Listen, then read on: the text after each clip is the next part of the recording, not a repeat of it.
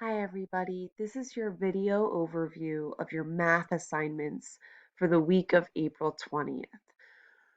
So I just wanted to explain a little bit more about this document that you'll be receiving each week. I'll be posting it in your Math Google Classroom as an announcement, as well as emailing it out to the parents every Friday afternoon.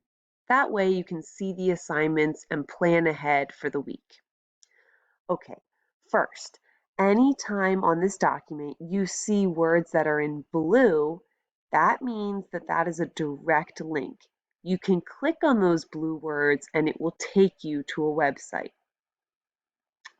You can see here that there's one row of assignments. This document is focused only on math. So these are your math assignments for the week of April 20th. Your first assignment is a Nearpod module focused on the last section of Chapter 5, which is applying your understanding of decimals towards solving real-world problems. The I can statement for this lesson is, I can solve real-world problems involving decimals. What you'll be asked to do in this lesson is look at an example problem that's already been solved.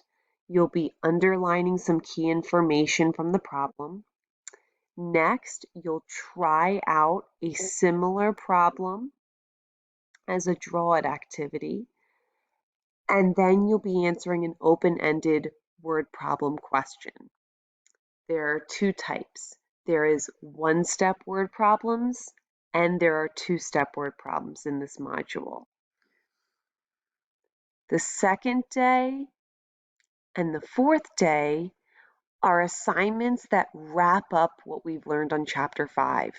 These do not include word problems. They are only using the 4 operations and decimals. They're Google Forms. You can click directly on the link to take you to the form, you complete it, and then you can submit it right there in the form. Here are just some lists of reminders that go along with the document. So we know that this is a complete list of assignments. You can divide the work up however you want throughout the week. This is meant as a guide. You're viewing the overview video right now.